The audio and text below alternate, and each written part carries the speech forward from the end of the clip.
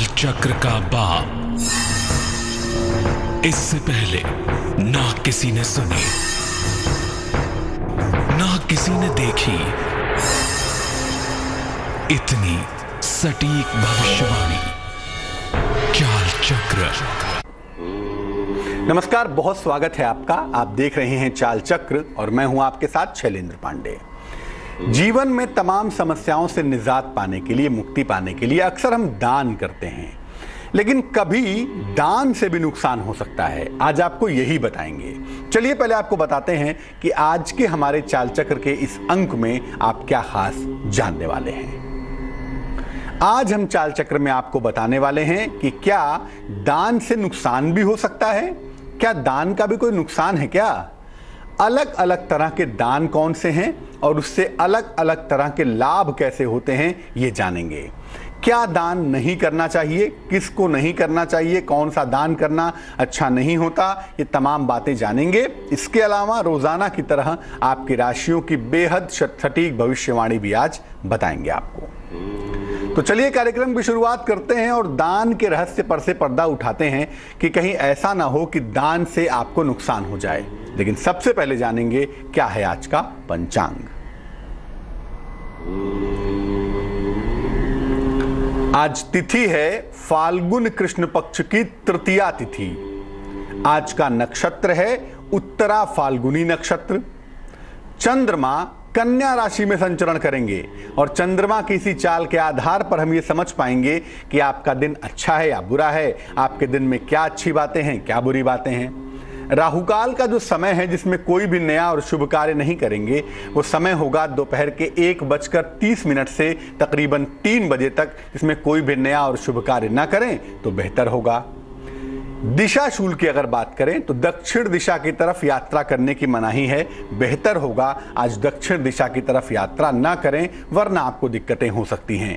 लेकिन अगर यात्रा करना जरूरी है, मजबूरी है आपकी, तो ऐसी दशा में जीरा खाकर, पीली सरसों का सेवन करके और भगवान का स्मरण करके अगर आप दक्षिण दिशा की तरफ जाते हैं आज, तो आपके लिए बेहतर होगा। इसके पहले कि मैं आपको बताऊं कि कौन सा दान आप नहीं करेंगे और दान करने के नुकसान क्या हैं, पहले आपको बताते हैं कि दान करने का महत्व दरअसल क्या है, इंपॉर्टेंस क्या है।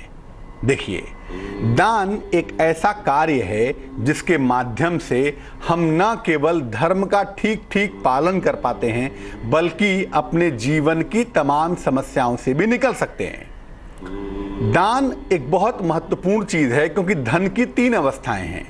पहली अवस्था है भोग, हमारे पास धन है, हमने खूब भोगा। दूसरी अवस्था है दान, धन का भोग किया, कुछ दान किया, और अगर भोग भी नहीं किया, दान भी नहीं किया, तो धन की तीसरी अवस्था है नाश। भोग, दान और नाश। तो दान अवश्य ही करना है, एक तो सामाजिक संतुलन के लिए, एक तो धार्मिक कारणों से, और अपनी तमाम समस्याओं से छुटकारे के लिए आपको दान जरूर करना है।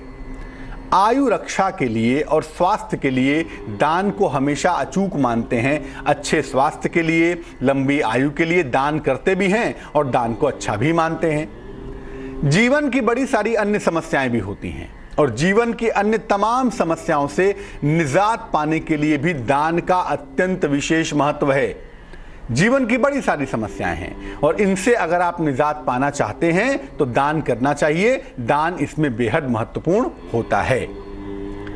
ग्रहों की पीड़ा से मुक्ति पाने के लिए, अगर आपको ग्रहों की पीड़ा है, ग्रह आपको परेशान कर रहे हैं, ग्रहों का प्रेशर बहुत है, या ग्रहों को लेकर तमाम तरह की दिक्कतें, समस्याएं होती हैं, क्योंकि ज्योतिष के विषय में हम ये जानते हैं कि अलग अलग ग्रहों से आपको अलग अलग तरह की पीड़ा होती है, अलग अलग तरह की समस्या होती है। तो ग्रहों की पीड़ा से मुक्ति पाने के लिए, ग्रहों की समस्या से छुटकारे के लिए दान करना बेहद लाभदायक होता है, बेहद प्रभावशाली होता है। अलग अलग वस्तुओं के दान से अलग अलग तरह की समस्याएं दूर हो जाती हैं। किस तरह की समस्या है, उससे संबंधित ग्रह को समझेंगे और उससे संबंधित ग्रह के बाद हम अलग अलग वस्तुओं को समझेंगे। तो अलग अलग वस्तुओं का दान अगर हम करें तो जीवन की अलग अलग तरह की समस्याएं यकीनन दूर हो जाती हैं, यकीनन समाप्त हो जाती हैं। लेकिन बिना सोचे समझे गलत दान से काफी नुकसान हो सकता है, काफी दिक्कत हो सकती है, इस बात का ध्यान रखिएगा। ऐसा करने से क्या होगा, अच्छे ग्रह आपको बुरे परिणाम दे सकते हैं। बिना सोचे समझे उल्टा सीधा दान करेंगे या अपात्र कुपात्र व्यक्ति को दान करेंगे, तब भी आपके अच्छे ग्रह आपको बुरे परिणाम दे सकते हैं, आपको मुश्किलों में डाल सकते हैं। तो वैसे तो दान करना हमेशा ही शुभ होता है, अपने ग्रहों को कंट्रोल करने के लिए, ग्रहों के मुश्किल से बाहर निकलने के लिए, जीवन में सफलता प्राप्त करने के लिए। लेकिन अगर आप गलत दान करेंगे तो आप मुश्किल में आएंगे, कोई ना कोई मुश्किल आपको परेशान करेगी।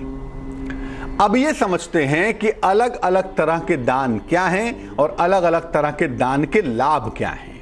सबसे पहले बात करेंगे अनाज के दान की। देखिए, अनाज के बारे में कहते हैं कि अनाज का दान अगर आप नियमित रूप से करें, किसी निर्धन व्यक्ति को, किसी गरीब व्यक्ति को, किसी धर्म स्थान में, तो अनाज का दान करने से आपको जीवन में अन्न का अभाव नहीं होगा। और अनाज का दान बिना पकाए हुए करिएगा, पकाकर मत करिएगा। अनाज का दान बिना पकाए हुए करें तो ज़्यादा बेहतर होगा। जैसे चावल है, दाल है, गेहूं है, अगर रॉ फॉर्म में करें तो ज़्यादा अच्छा होगा। वैसे पकाकर भोजन करने में भी कोई हर्ज नहीं है, लेकिन अगर कच्चे फॉर्मेट में, रॉ फॉर्मेट में दान करें तो ज़्यादा बेहतर होगा। दूसरी चीज है धातुओं का दान। धातुओं का दान क्या होता है भाई? धातुओं का दान विशेष दशाओं में ही करते हैं। मेटल्स का, जैसे सोना है, चांदी है, पीतल है, स्टील है, जस्ता है, अलग अलग तरह के मेटल्स होते हैं। और ये दान, धातुओं के दान आपको विशेष दशाओं में बताए जाते हैं कि भाई ये दशा चल रही है, ये बर्तन दान कर लो, ये दशा चल रही है, लोहा दान कर दो। तो धातुओं का दान अलग अलग दशाओं में अलग अलग ग्रहों के नेचर के हिसाब से करने की बात की गई है। लेकिन यह दान उसी व्यक्ति को करना चाहिए जो दान की गई चीज का प्रयोग करे। आपने किसी को एक स्टील की थाली दान में दे दी और उसने उठा के आगे उसको बेच दिया, तो ये बहुत उपयुक्त नहीं होगा।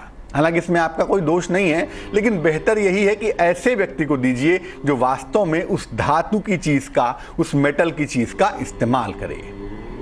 ऐसा मानते हैं कि अगर आप धातुओं का दान करें, अगर आप मेटल्स का दान करें, तो इससे आई हुई विपत्ति टल जाती है, इससे आई हुई समस्या दूर हो जाती है। अब एक और दान, एक दान होता है वस्त्रों का दान। और वस्त्रों का दान अन्न के दान के बाद सबसे ज्यादा होता है इस दुनिया में। लोग अनाज, खाने पीने की चीजों के अलावा कपड़ों का दान करना भी बहुत इंपॉर्टेंट समझते हैं, और वस्त्रों का दान होता भी है। वस्त्रों का दान करने से आपकी आर्थिक स्थिति हमेशा उत्तम रहती है, आपकी फाइनेंशियल कंडीशन हमेशा बेहतर रहती है अगर आप वस्त्रों का दान करते हैं, अगर आप क्लॉथ्स का दान करते हैं। उसी स्तर के वस्त्र का दान करिए जिस स्तर के वस्त्र आप धारण करते हो। मान लिया आप बहुत हाई फाई कपड़े पहनते हो, आप लिनन की कमीज पहनते हो, तो भैया लिनन ही दान करिए। और अगर आप बहुत मोटे पुराने से कपड़े पहनते हो तो उसी स्तर का दान करिए। अब ऐसा नहीं कि पहनते लिनन हो और दान करेंगे मोटा बोरा, ऐसा मत करिएगा। जिस स्तर के वस्त्र आप स्वयं पहनते हो उसी स्तर के वस्त्रों का दान करना चाहिए। और याद रखिए, वस्त्र सस्ते हो या महंगे हो ये बड़ा सवाल नहीं है, लेकिन इतना सवाल जरूर है कि फटे पुराने या खराब वस्त्रों का दान कभी नहीं करेंगे। फटे पुराने या खराब वस्त्रों का दान करने के परिणाम अच्छे नहीं होते, इस बात का ध्यान रखिएगा। तो अलग अलग तरह के दान के बारे में हमने आपको बताया कि भाई अन्न का दान, वस्त्र का दान, धातुओं का दान, इसका क्या मूल्य होता है और कैसे इससे किस किस तरह के फायदे आपको हो सकते हैं। लेकिन बड़ा सवाल वही है कि किस व्यक्ति को क्या दान नहीं करना चाहिए। चलिए समझते हैं कि किस लग्न में किस चीज का और किस ग्रह का दान नहीं करेंगे आप, क्योंकि अगर आपने उस चीज का दान किया तो आप मुश्किल में आ सकते हैं। आइए समझते हैं इस बात को। सबसे पहले बात करते हैं मेष लग्न की। हम राशि की नहीं, लग्न की बात कर रहे हैं। मेष लग्न वालों को सूर्य ग्रह का दान नहीं करना चाहिए। सूर्य ग्रह से संबंधित चीजों का दान मेष लग्न वाले ना करें तो ज्यादा बेहतर होगा। और जहां तक संभव हो, मेष लग्न वालों को मीठी चीजों के दान से बचना चाहिए। आप मीठी चीजों का दान भी ना करें तो आपके लिए ज्यादा बेहतर होगा। वृष लग्न, वृष लग्न वालों को मैं कहूंगा कि शनि संबंधित चीजों का, जैसे काला तिल है, सरसों का तेल है, काला कपड़ा है, इनका दान नहीं करेंगे। शनि संबंधित चीजों का दान वृषभ लग्न में, वृष लग्न में कभी नहीं करेंगे। लोहे का दान भी नहीं करेंगे। वृष लग्न में लोहा दान ना करना ज्यादा बेहतर होगा। मिथुन लग्न, मिथुन लग्न वालों को शुक्र का दान नहीं करना है, क्योंकि मिथुन लग्न के लिए शुक्र बहुत ज्यादा इंपॉर्टेंट होता है और अगर आपने शुक्र ग्रह का दान कर दिया तो आप मुश्किल में आ जाएंगे। तो मिथुन लग्न वालों को शुक्र ग्रह का दान नहीं करना है और साथ ही साथ मिथुन लग्न वालों को हरी चीजों के दान से बचना है जब तक कि बहुत ज्यादा इंपॉर्टेंट ना हो और किसी ने आपको सजेस्ट ना किया हो। बेहतर यही होगा कि मिथुन लग्न वाले हरी चीजों का दान ना करें। कर्क लग्न, कर्क लग्न वालों का स्वामी होता है चंद्रमा, तो चंद्रमा का दान नहीं करेंगे आप। चावल का, चीनी का, दूध का, सफेद चीजों का, चांदी का, इसका दान आप नहीं करेंगे। कर्क लग्न के लोग चंद्रमा के संबंधित चीजों का दान नहीं करेंगे और अगर हम वस्तु की बात करें तो सोने का दान भी नहीं करेंगे। गोल्ड की चीजों का दान करना आपके लिए बेहतर नहीं होगा। बात करेंगे सिंह लग्न की। देखिए, सिंह लग्न के लिए सबसे महत्वपूर्ण होता है मंगल, इसीलिए मंगल ग्रह से संबंधित चीजों का दान नहीं करेंगे। जैसे लाल मसूर की दाल है उसका दान नहीं करेंगे, लाल चीजों का दान नहीं करेंगे, लाल कपड़ों का दान नहीं करेंगे, तांबे का दान नहीं करेंगे, गुड़ का दान नहीं करेंगे। यानी मंगल ग्रह से संबंधित चीजों का दान सिंह लग्न के लोग नहीं करेंगे। इसके अलावा सिंह लग्न वालों को भूमि का दान यानी लैंडेड प्रॉपर्टी का दान, जमीन का, मकान का, इसका दान नहीं करना है और मिट्टी की चीजों का दान भी नहीं करना है, क्योंकि जमीन या जमीन से जुड़ी हुई चीजों का दान करने से आपका मंगल कमजोर होगा। कन्या लग्न, कन्या लग्न वालों को बुध का दान नहीं करना है, क्योंकि कन्या लग्न के लोग अगर बुध की चीजों का दान करेंगे यानी हरी चीजों का दान करें, हरे फल का, हरी सब्जियों का, हरे कपड़े का, अगर आप हरी चीजों का दान करें तो आप दिक्कत में आ सकते हैं। इसीलिए कन्या लग्न के लोगों को बुध ग्रह से संबंधित चीजों का दान नहीं करना है। साथ ही साथ दूध के दान से भी बचना है। अगर आपका लग्न कन्या लग्न है तो दूध के दान से बचें, आपके लिए बेहतर होगा। तुला लग्न, देखिए, तुला लग्न वालों को शनि का और काली चीजों का दान कभी नहीं करना चाहिए। तुला लग्न के लिए सबसे ज्यादा इंपॉर्टेंट कौन होता है भाई? शनि होता है। तो शनि ग्रह का दान तो आप करेंगे ही नहीं अगर आपका लग्न तुला लग्न है, और साथ ही साथ काली चीजों का दान भी ना करें तो आपके लिए बेहतर होगा। यानी शनि ग्रह से संबंधित चीजों का और काली चीजों का अगर आप दान ना करें तो आपके लिए ज्यादा बेहतर है, ज्यादा अच्छा है। वृश्चिक लग्न, वृश्चिक लग्न की बात करें, वृश्चिक लग्न वालों को मंगल की चीजों का दान नहीं करना। मंगल ग्रह से संबंधित चीजों का दान वृश्चिक लग्न के लोग नहीं करेंगे और साथ ही साथ पीली चीजों का दान भी नहीं करेंगे। यानी मंगल ग्रह की चीजों का और पीली चीजों का दान अगर वृश्चिक लग्न के लोग ना करें तो ज्यादा अच्छा है, क्योंकि अगर आप पीली चीजों का दान करते हैं, सोने का, केले का, हल्दी का, केसर का, तो आप दिक्कत में आ सकते हैं। तो बेहतर यही होगा कि वृश्चिक लग्न के लोग पीली चीजों का दान ना करें। धनु लग्न, धनु लग्न वालों को सूर्य का दान नहीं करना है। सूर्य संबंधी चीजों का, जैसे मीठी चीजें हैं उनका दान नहीं करेंगे, गुलाबी वस्त्र का दान नहीं करेंगे, यहां तक कि दलिया का दान नहीं करेंगे, गुड़ का दान नहीं करेंगे, तांबे का दान नहीं करेंगे। यानी सूर्य ग्रह से संबंधित चीजों का दान धनु लग्न के लोग बिल्कुल भी नहीं करेंगे और साथ ही साथ मीठी चीजों का दान भी नहीं करेंगे। धनु लग्न के लोग गुड़ का, मिठाई का, लड्डू का, बूंदी का, इनका दान भी कभी ना करें तो ज्यादा बेहतर होगा। मकर लग्न, मकर लग्न वालों को शुक्र का दान नहीं करना है। जैसे सुगंधित चीजें हैं, चमकदार खूबसूरत कपड़े हैं, आभूषण है, सुगंध है, ये तमाम चीजें शुक्र की चीजें होती हैं, सफेद मिठाई है, इनका दान मकर लग्न के लोग नहीं करेंगे। शुक्र संबंधी चीजों का दान मकर लग्न के लोग ना करें तो ज्यादा बेहतर होगा। और साथ ही साथ तेल का दान भी नहीं करेंगे, किसी भी तरह के ऑयल का दान, चाहे वो चमेली का तेल हो, चाहे वो सरसों का तेल हो, मकर लग्न के लोग ऑयल का दान बिल्कुल नहीं करेंगे, वरना शनि कमजोर होगा और आप मुश्किल में आ जाएंगे। कुंभ लग्न, कुंभ लग्न वालों को शनि ग्रह का दान नहीं करना। काले कपड़े का, काले तिल का, उड़द की दाल का, लोहे का, इन तमाम चीजों को, काले चने का, इन तमाम चीजों को आप अवॉइड करेंगे। यानी शनि ग्रह से संबंधित वस्तुओं का दान आप नहीं करेंगे। और साथ ही साथ हरी चीजों का दान भी आप कभी ना करें तो आपके लिए बेहतर होगा। यानी शनि ग्रह से संबंधित चीजों का दान और हरी चीजों का दान अगर आप ना करें तो आपके लिए बेहतर है, क्योंकि ये दान आपको मुश्किल में डाल सकता है, आप समस्या में आ सकते हैं। और अंतिम लग्न की बात करें, मीन लग्न की, मैं फिर कहूंगा मैं लग्न की बात कर रहा हूं मैं राशि की बात नहीं कर रहा।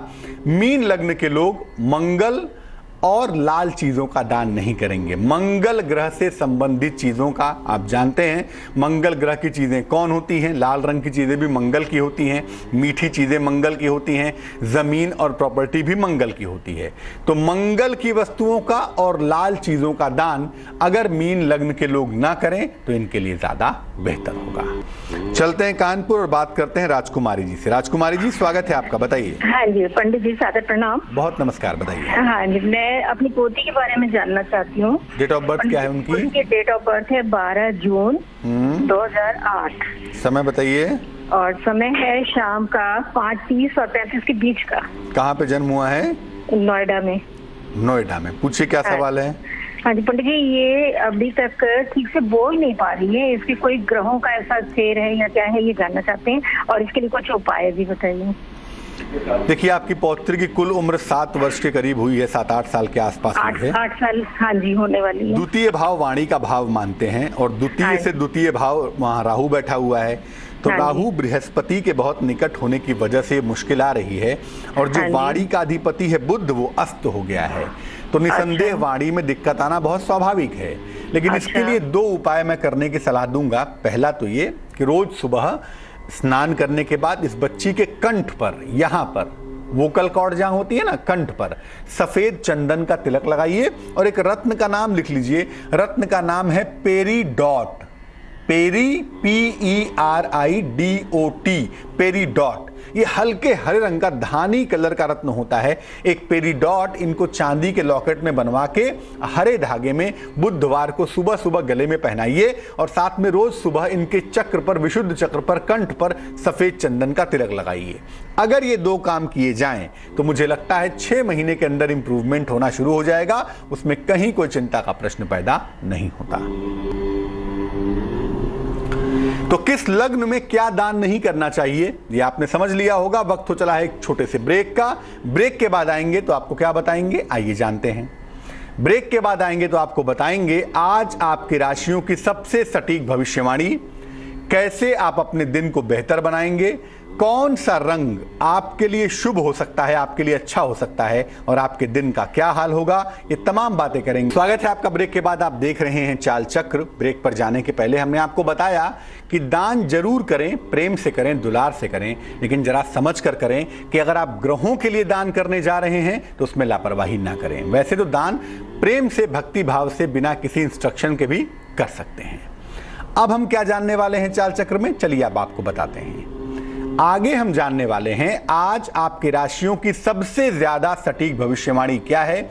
एक अनुमान बताएंगे आपको कि आज का दिन कैसा जाने की संभावना दिखाई देती है, कैसे आप अपने दिन को बेहतर बनाएंगे, कौन सा रंग आज आपके लिए बेहद शुभ होगा, आपके दिन का हाल क्या होगा, ये तमाम बातें अब हम आपको बताने वाले हैं।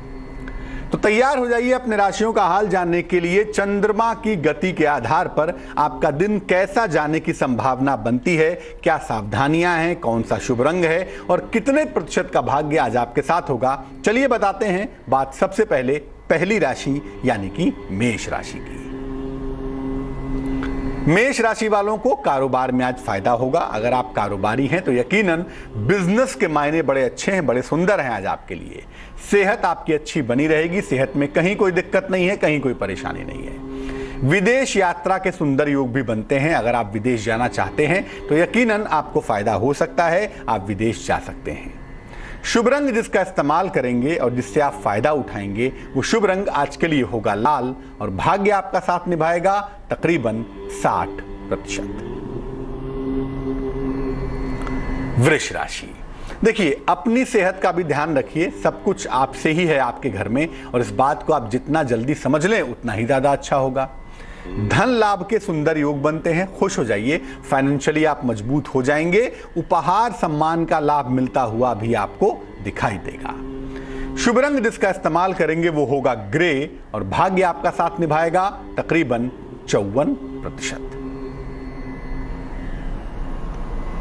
मिथुन राशि, अगर कोई संपत्ति का विवाद है, संपत्ति का झगड़ा है, झंझट है, इसको लेके काफी दिनों से परेशान हैं, तो आज सुलह की बात कर सकते हैं। आज आगे बढ़ के मामले को हल करने की कोशिश करें। आज सितारे ऐसे हैं कि आपको फायदा हो सकता है।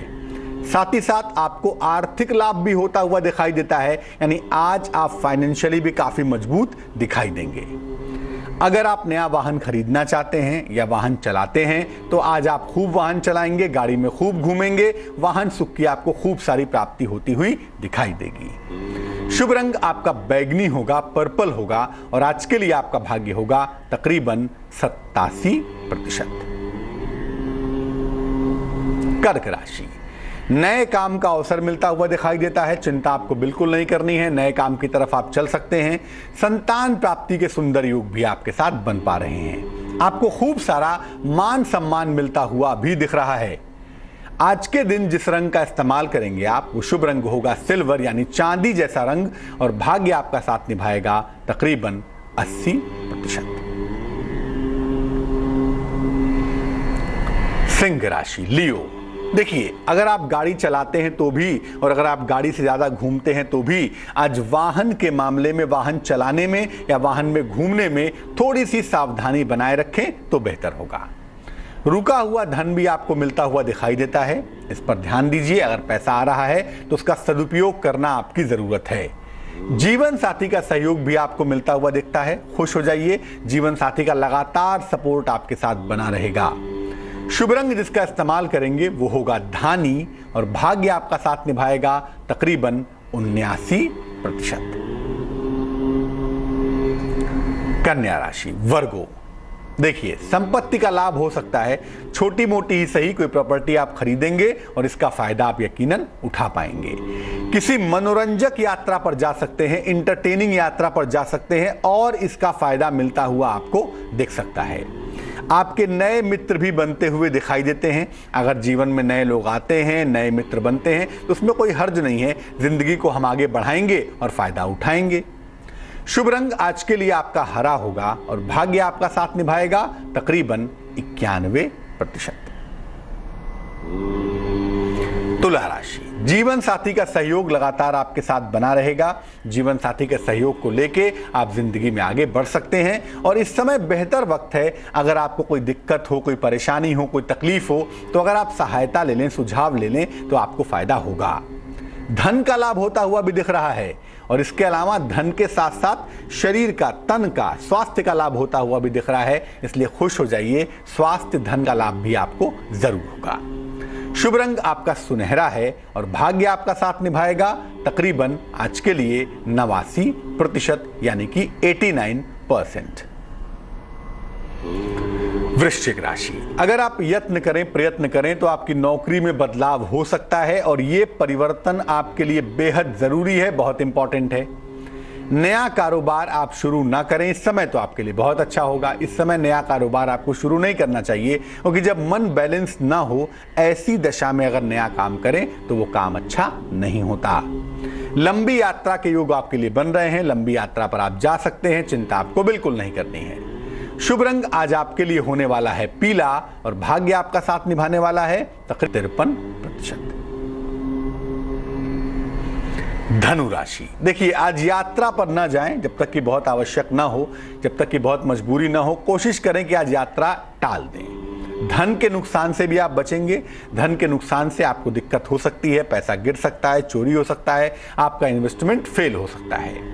संतान सुख का योग बनता हुआ भी दिख रहा है, यानी कम से कम संतान की तरफ से आज आपकी चिंताएं, दुश्चिंताएं दूर हो जाएंगी। शुभ रंग जिसका इस्तेमाल करेंगे वो होगा आसमानी और भाग्य आपका साथ निभाएगा तकरीबन 77%। मकर राशि, वाद विवाद से आपको बचाव करना है। किसी भी तरह के वाद विवाद से आप बचें, आपके लिए अच्छा होगा। हालांकि संतान पक्ष की चिंताएं दूर होंगी, संतान पक्ष की मुश्किलें दूर होंगी, संतान पक्ष से आपको सुख मिलता हुआ दिखाई देगा। किसी यात्रा पर आप जा सकते हैं, यात्रा के योग बनते हैं और ये योग आपके लिए बेहद अच्छा होगा, बहुत सुखद होगा। शुभ रंग आपका गुलाबी है और भाग्य है आपके पास 41%। कुंभ राशि, इस समय नौकरी में जीवन में बदलाव के दौर से आप गुजर रहे हैं और इस समय आपके जीवन में बदलाव होना लगभग निश्चित है।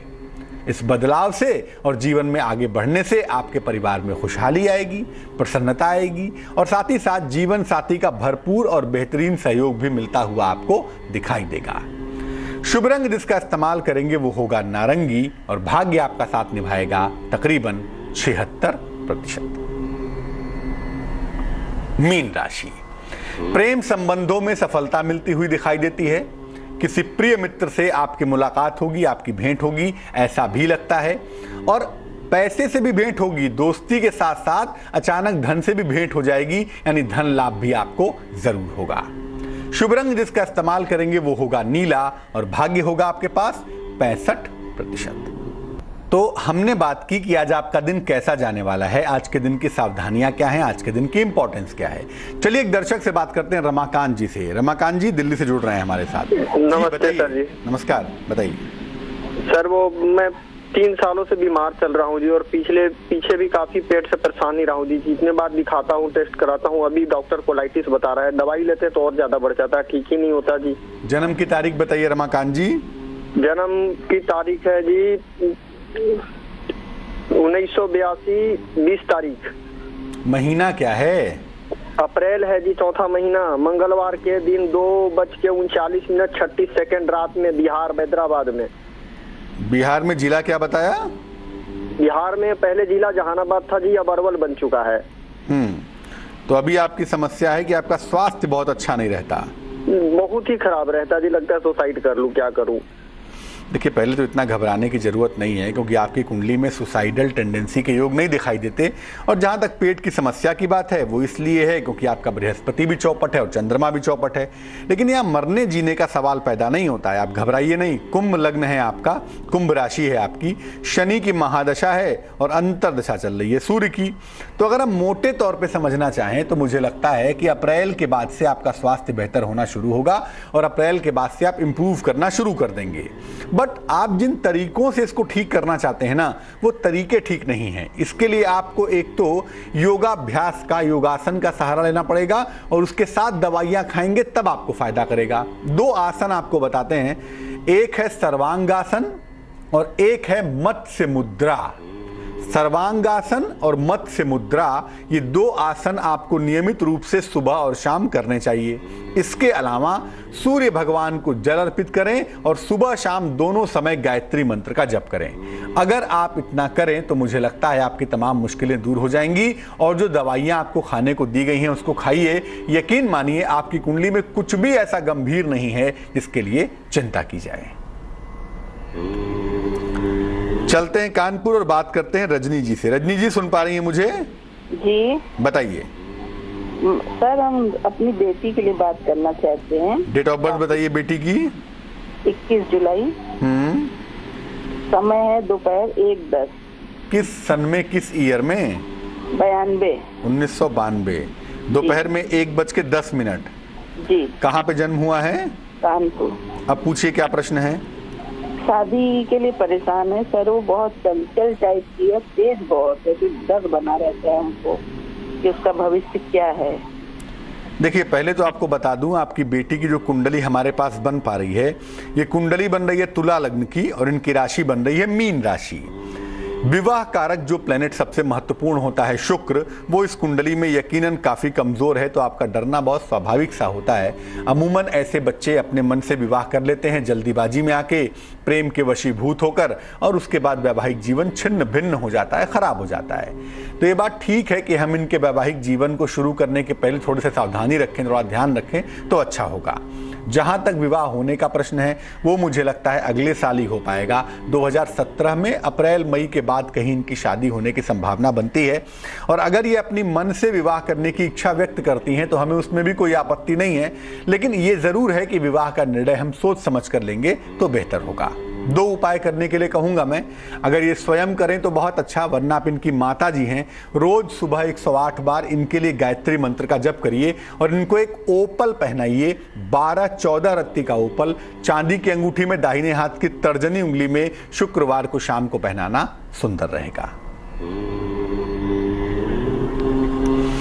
चलते हैं बोकारो और बात करते हैं कृष्णा जी से। कृष्णा जी बताइए।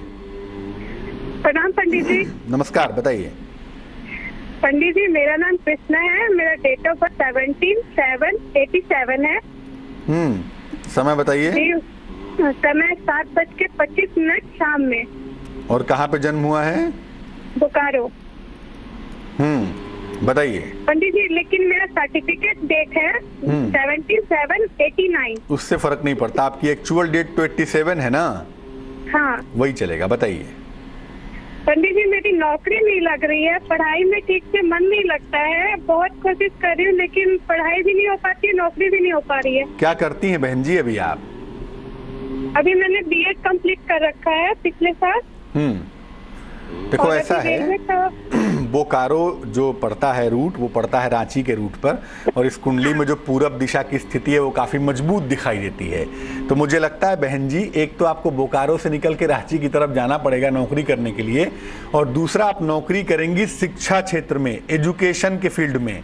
अगर आप शिक्षा क्षेत्र में नौकरी करने का प्रयत्न करें तो आपके लिए बेहद अच्छा होगा, बहुत शुभ होगा। टीचिंग फील्ड में नौकरी की कोशिश करिएगा। और ज्योतिष की संभावना कहती है कि आपको नौकरी इसी साल मिलेगी, जुलाई के बाद से। लेकिन अगर बोकारो से बाहर निकलने का ऑप्शन आता है तो निकल लेंगे, उसमें दिक्कत क्या है। सुबह और शाम दोनों समय आपको सिर्फ मैं कहूंगा नमः शिवाय का जप करिए। सुबह कम से कम 108 बार, शाम को कम से कम 108 बार। तो जो मन है वो शांत होगा, मन की मुश्किलें आपकी दूर होंगी। एक दर्शक और जुड़ रही हैं हमारे साथ, इंदु देवी, उनसे बात करते हैं। जी बताइए। जी, मेरी लड़की का डेट है बर्थ है 23/9/91। 23/9/91। समय बताइए। शाम के 6:48। कहाँ पे? जमशेदपुर, टाटा मेन हॉस्पिटल जमशेदपुर में। अच्छा, अभी कहाँ से बोल रही हैं आप? जमशेदपुर। जमशेदपुर से। पूछिए क्या प्रश्न है? सर, उसकी शादी करना चाह रहे हैं, शादी उसकी कब तक होगी, और उसकी कुंडली में मांगलिक दोष है क्या?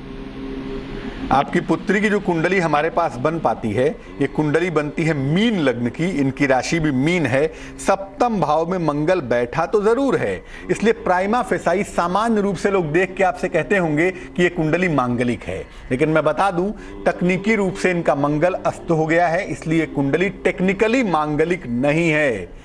तो ये चिंता करने की आवश्यकता नहीं है कि आपकी बेटी मांगलिक है, मांगलिक तो बिल्कुल भी नहीं है। इस साल के जुलाई से लेकर नवंबर के बीच में इनकी शादी होगी। ज्यादा संभावना अक्टूबर-नवंबर के महीने में दिखाई देती है, उस समय इनका विवाह होने का योग बन पा रहा है। आप चाहें तो अपनी पुत्री को कह दें कि रोज सुबह 108 बार एक मंत्र जपेंगी। मंत्र होगा ओम क्लीं कृष्णाय नमः। ओम क्लीं कृष्णाय नमः। इस मंत्र का जप करने से इनको शीघ्र फायदा जरूर होगा। तो आज हमने बात की दान के नुकसान के बारे में और दान के लाभ के बारे में, आपके दिन का हाल आपको बताया। अब चलते चलते जान लेते हैं क्या है आज का शुभ पहर।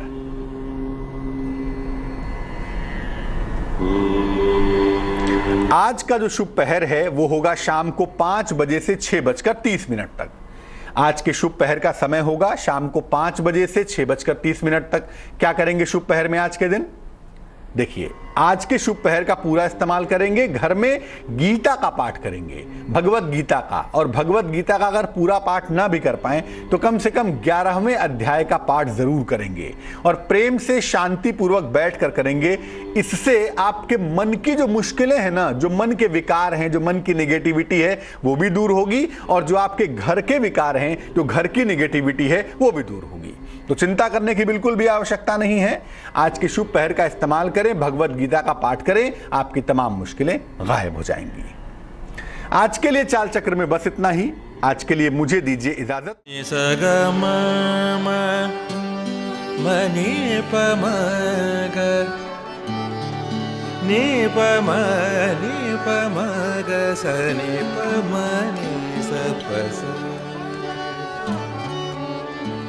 जहाँ तक याद आती रहेगी।